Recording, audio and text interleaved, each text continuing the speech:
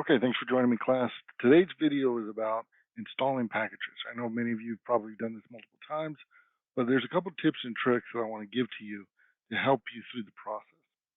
First and foremost, it's very important that you install a 64-bit version of Packet Tracer if you're using an operating system that's likely 64-bit. A couple other things is if you have a Mac or a Linux install, these are just going to make it a little bit more difficult for you when we get a little further down the course. So if you have a Windows computer, great.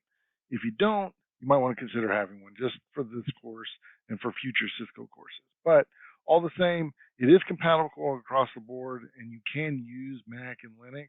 It's just you'll be responsible to make sure it works better than I'll be able to assist you. Okay, so let's go ahead and jump into this real quick and do the install. First thing I got is, as you can see from my screen, I've got Chrome set up. I'm going to go ahead and install Chrome, and then from there, I'll go ahead and download all of the application and pieces that you'll need. And then what's part two of this is really just a matter of how do I want your packet tracers to be submitted for grades. So let's go ahead and do the install. As you can see, it's going. And once I have Chrome installed, then I can move forward with downloading Packet Tracer, Adobe Reader, and completing our first Packet Tracer. So let's get started. Okay, so now you can see that we have Chrome actually installed. We can go ahead and use that. I recommend Chrome just for the fact that it's just a little bit easier to work with.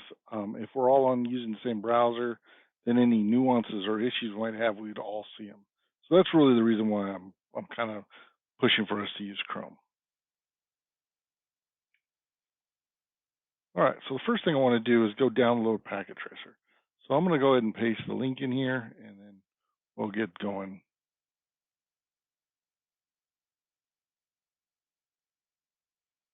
Okay, now you see netacad.com. So it's going to likely want you to log in. You can go and use your credentials that you got. You should have them in your email.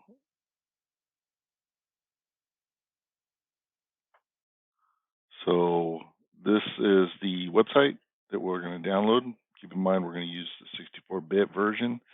The latest version as of this is 7.3.1. So let's go ahead and download that.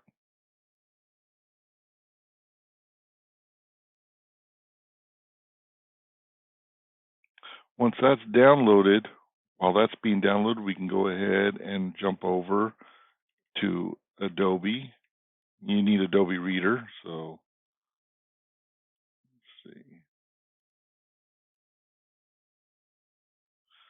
So we'll go to Adobe and download Adobe Reader. We don't need either of these additional things, so let's just download Adobe Acrobat Reader. And you can see now it's downloading Adobe Reader. Packet Tracer is already completed, so we can go ahead and install that. So we're going to go ahead and install that.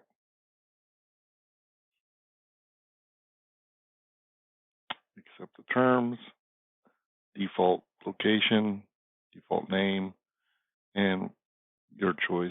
If you want to create a quick launch, I just used all the defaults. We'll let it go ahead and install.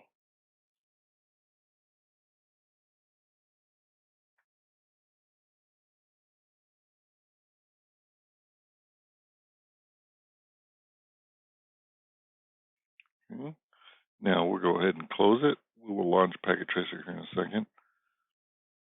Now let's go ahead and install Adobe Reader.